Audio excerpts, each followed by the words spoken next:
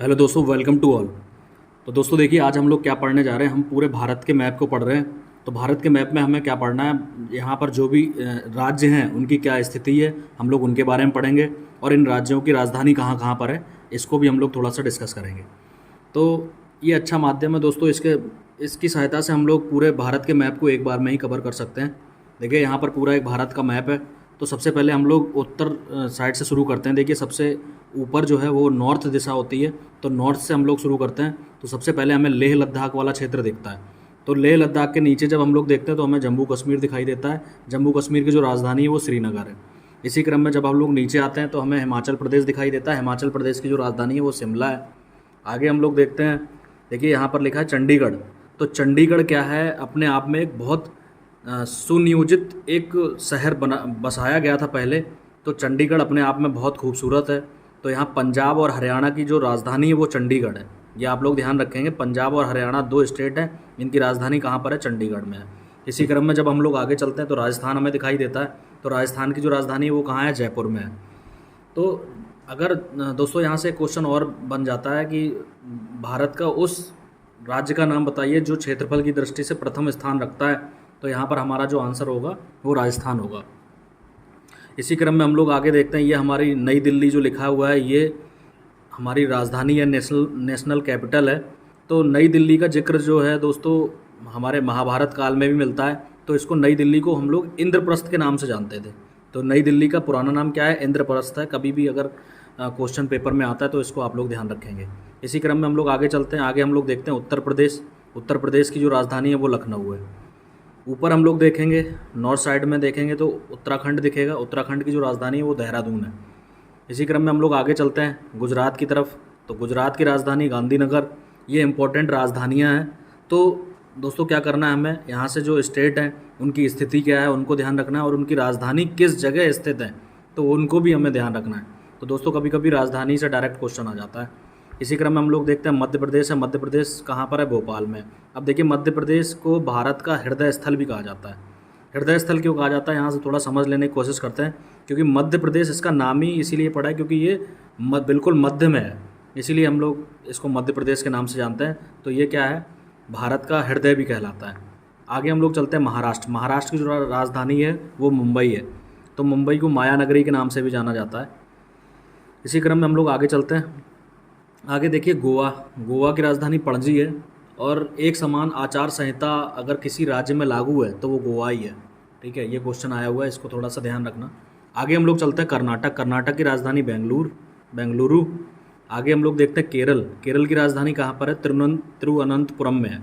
अब केरल इसका नाम क्यों पड़ा दोस्तों, इसके बारे में भी एक थोड़ा सा कहीं वर्णन मिलता है।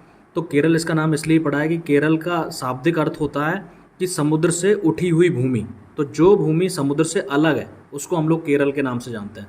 तो यहाँ पर हमने देखा चेर चोल पांड्य जितने भी बड़े शासक थे दक्षिण भारत के, वो उनका जो राज्य था वो यहीं पर था।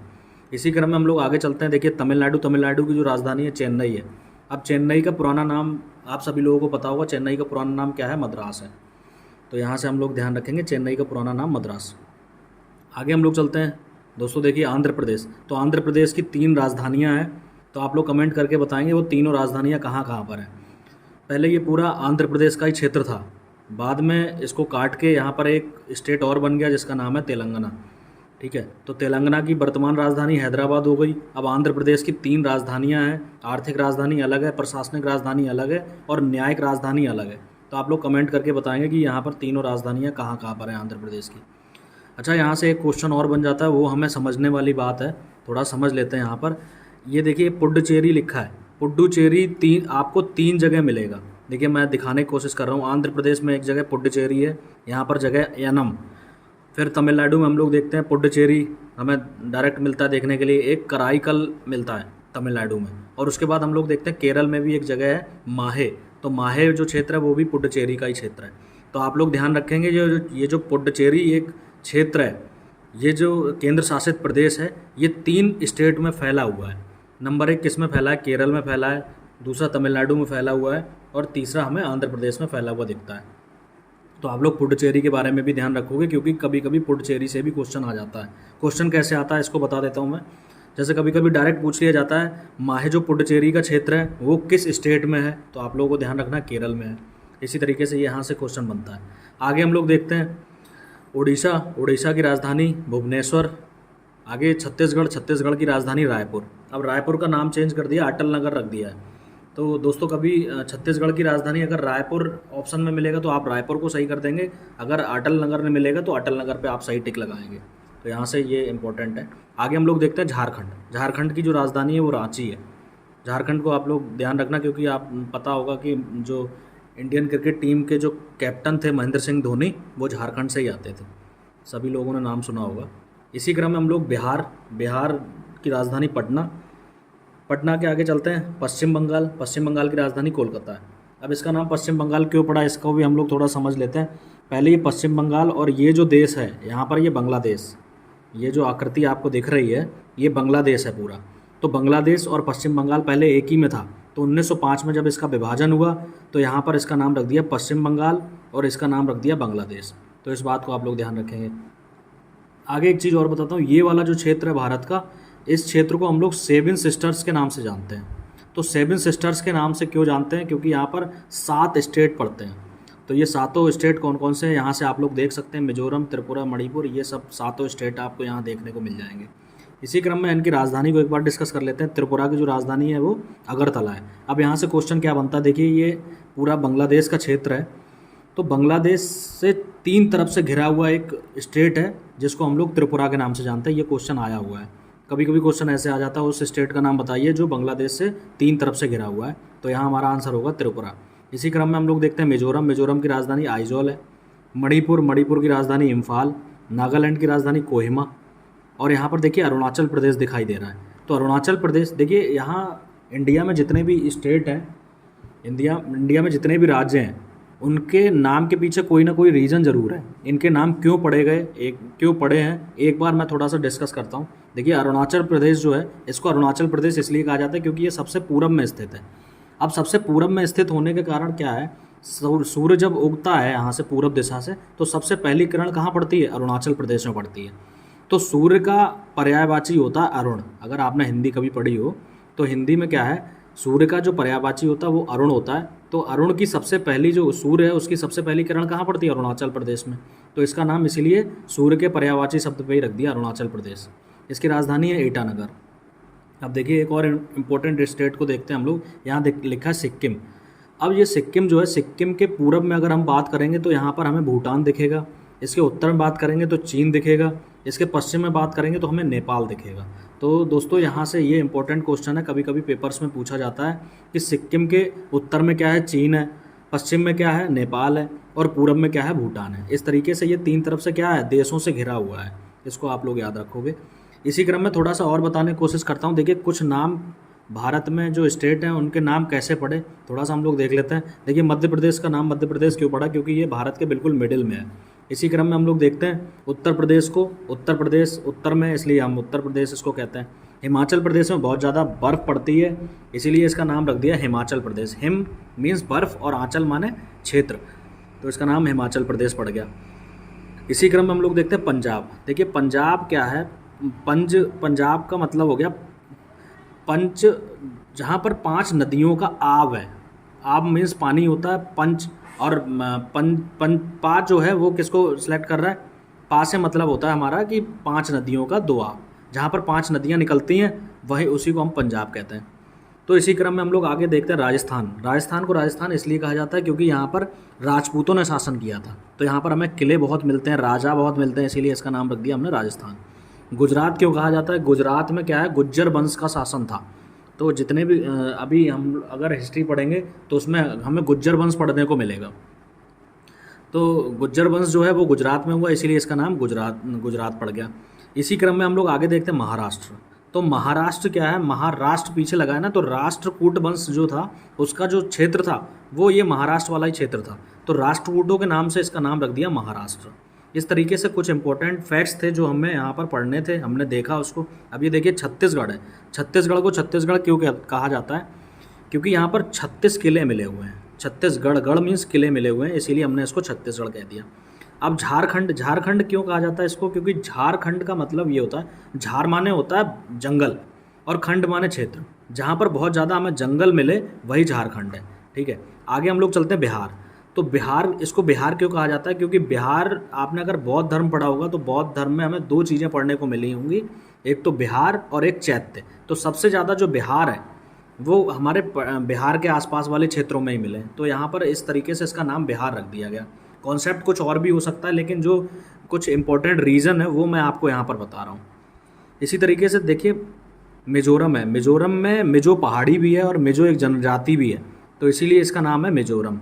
ठीक है, आगे हम लोग नागालैंड। अब नागा जनजाति नागालैंड में निवास करती है।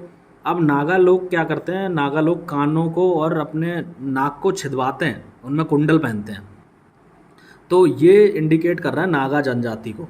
तो ये नागा लोग जहाँ रहते हैं उसी को हम लोग क्या कहते हैं, नागालैंड कहते हैं। ये कुछ इंपॉर्टेंट फैक्ट्स थे जो हमने यहाँ पर देखे। तो इसी क्रम में हम लोग आगे चलते हैं। देखिए अब कुछ हम समुद्र के बारे में भी देख लेते हैं। देखिए ये लिखा है अरब सागर और ये है बंगाल की खाड़ी। तो हमारे भारत के जो पूर्वी क्षेत्र में है वो बंगाल की खाड़ी है, पश्चिमी क्षेत्र में हमें अरब सागर दिखाई देता है। तो अरब सागर में जो एक हमें क्षेत्र दिखता है भारत का, केंद्र शासित प्रदेश है लक्षद्वीप। ठीक है ना, तो लक्षद्वीप क्या है, देखिए यहाँ पर ये लक्षद्वीप दिखाई देता है और इधर देखिए बंगाल की खाड़ी में हमें दिखाई देगा अंडमान निकोबार द्वीप समूह। तो ये कुछ ऐसे क्षेत्र हैं जो समुद्र में है। अब ये समुद्र में क्यों है? क्योंकि कुछ ऐसे चट्टानें हैं जो समुद्र में उठी हुई हैं, समुद्र के जल स्तर से थोड़ी सी उठी हुई हैं, इसीलिए यहाँ पर लोग रहते हैं। तो ये देखिए ये है लक्षद्वीप समूह। ठीक है ना, यहाँ पर हमने देखा ये अंडमान निकोबार द्वीप समूह। अंडमान निकोबार द्वीप समूह का नाम आप लोगों ने सुना होगा क्योंकि यहाँ ये बहुत फेमस एक स्टेट है। क्यों स्टेट फेमस है? क्योंकि आपने कभी सुना होगा काला पानी की सज़ा देना। अंग्रेज़ लोग हमें क्या काला पानी की सज़ा देते थे पहले, तो काला पानी, यहाँ पर जो जेल है उसी को कहा जाता था काला पानी। तो यहाँ पर सेलुलर जेल है, मांडले जेल है, तो ये दोनों जेलें क्या है, काला पानी कहलाती थी। तो यहाँ पर ये काला पानी इसलिए कहा जाता है क्योंकि यहाँ पर कैदी कभी भाग ही नहीं सकता था, चारों तरफ से समुद्र से घिरा हुआ है ये, इसीलिए हमने इसको काला पानी कह दिया। अच्छा, यहाँ पर एक चीज़ और पूछी जाती है हमारे पेपर्स में, ये लक्षद्वीप है, इसकी राजधानी कहाँ पर है? तो हम लोग याद रखेंगे कवारत्ती है, काबरती या कवारत्ती कुछ भी कह सकते हैं आप लोग।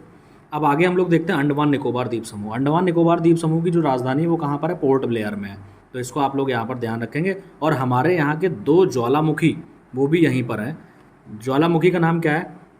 देखिए यहाँ से दिखाने की कोशिश कर रहा हूँ आपको, ये देखिए ये है अंडमान निकोबार द्वीप समूह और ये नारकोट्टम द्वीप और ये बैरन द्वीप है। तो इसको आप लोग ध्यान रखोगे, ये दोनों ज्वालामुखी हैं जो भारत में हैं, दो मात्र ज्वालामुखी हैं, तो इनको ध्यान रखोगे। इसी क्रम में जब हम लोग आगे चलते हैं तो आगे हमने देखा एक कर्क रेखा हमारे भारत से गुजरती है। तो अब ये कर्क रेखा है, कर्क रेखा कहाँ कहाँ से गुजरती है इसको हम लोग ध्यान रखेंगे। टोटल 8 स्टेट हैं। अब 8 स्टेट को आप लोग ऐसे याद नहीं कर सकते, इसकी एक ट्रिक है जो उससे आप आसानी से इसको याद कर सकते हैं। वो ट्रिक कौन सी है, यहाँ से दिखा देता हूँ आपको। देखिए वो ट्रिक मैंने यहाँ पर लिख दी है, मित्र पर गमछा झार। ठीक है, तो माँ से जो हो गया, माँ से क्या है? मिजोरम। देखिए आप लोग देख सकते हैं, यहाँ से मैं दिखाने की भी कोशिश कर रहा हूँ और मैंने लिख भी दिया है। माँ से मिजोरम है, त्रा से त्रिपुरा है, पा से पश्चिम बंगाल और रा से राजस्थान। देखिए राजस्थान इधर है, यहाँ से देखिए डॉट डॉट करके लाइन निकल रही है, यही है हमारी कर्क रेखा। इसी क्रम में हम लोग देखते हैं गा से गुजरात हो गया, गुजरात में भी है। ठीक है, माँ से देखिए मध्य प्रदेश भी है, और छा से हमारा छत्तीसगढ़, देखिए ये छत्तीसगढ़ है। इसी प्रकार हमने देखा झार। ठीक है ना, ये झार अपने आप में पूरा एक वर्ड है, तो ये झारखंड को इंडिकेट कर रहा है। ठीक है ना, तो देखिए ये झारखंड है। अच्छा, झारखंड की जो राजधानी है रांची, वो बिल्कुल कर्क रेखा के पास में है, इसको भी आप लोग ध्यान रखेंगे, कभी कभी क्वेश्चन यहाँ से आ जाता है। तो देखिए दोस्तों, ये कुछ इंपॉर्टेंट फैक्ट्स थे जो हमें यहाँ से देखने हैं। अब हम लोग नेक्स्ट लेक्चर में क्या करेंगे, इसकी जो इंपॉर्टेंट नदियाँ हैं, कौन सा देश कहाँ स्थित है, उनको हम लोग पढ़ेंगे। जैसे कुछ इंपॉर्टेंट देशों के बारे में हम लोग यहाँ से डिस्कस कर लेते हैं। जैसे ये है श्रीलंका। अगर आप तमिलनाडु पे खड़े हो जाओगे तो यहाँ से आपको श्रीलंका की लाइटें दिखेंगी, लाइट्स पूरी दिखती हैं रात में। तो ये हमारा बिल्कुल पड़ोसी देश है। और ये जो जगह दिख रही है इसको हम लोग कहते हैं एडम ब्रिज। एडम ब्रिज का कॉन्सेप्ट आपको पता होगा, रामायण में हमने पढ़ा कि राम सेतु भगवान राम के द्वारा बनाया गया था। तो यही वाला जो पुल है वो यहाँ से हमें दिखाई देता है। तो दोस्तों, ये श्रीलंका जो है बिल्कुल पड़ोसी देश है हमारा। उसके बाद हम लोग बात करते हैं, ये जो यहाँ पर देखिए पाक की खाड़ी भी इसको कहा जाता है, ये पाक की खाड़ी है। अब पाक से आप कन्फ्यूज़न में मत आ जाना, क्योंकि पाकिस्तान एक देश अलग है और ये पाक की खाड़ी अलग है, ठीक है, इसको आप लोग ध्यान रखना। आगे हम लोग देखते हैं, देखिए ये श्रीलंका हो गया, इसके पास में मैंने बता दिया आपको ये बांग्लादेश है, और इधर ऊपर सिक्किम के नॉर्थ में चीन हमें देखने को मिलता है। अब यहाँ पर हम लोग इसके पश्चिम साइड में देखेंगे तो हमें नेपाल, ये वाला जो क्षेत्र है पूरा नेपाल का क्षेत्र है। यहाँ से दिखा, थोड़ा सा डॉट डॉट करके दिखाता हूँ, ये नेपाल का क्षेत्र है और ये भूटान का क्षेत्र है। यहाँ से हम लोग देखेंगे, अब यहाँ से हम लोग देखते हैं ये है पाकिस्तान, ठीक है ना, यहाँ से देखते हैं हम लोग ये पूरा पाकिस्तान है, उसके ऊपर हमें दिखाई देता है अफ़गानिस्तान। तो ये कुछ हमारे इंपॉर्टेंट पड़ोसी देश थे जिनको हमें ध्यान रखना है। तो इस लेक्चर में दोस्तों हम लोग इतना ही रखते हैं, बाकी हम लोग नेक्स्ट लेक्चर में क्या पढ़ेंगे, यहाँ की प्रमुख नदियों के बारे में पढ़ेंगे, और कौन सी नदी किस तरफ से बहती है ये भी पढ़ेंगे, पाकिस्तान होकर कौन सी नदियाँ जाती हैं इसको भी हमें नेक्स्ट लेक्चर में पढ़ना है। तो आज के लिए इतना रखते हैं, बाकी हम लोग नेक्स्ट टाइम मिलते हैं। Okay, thank you.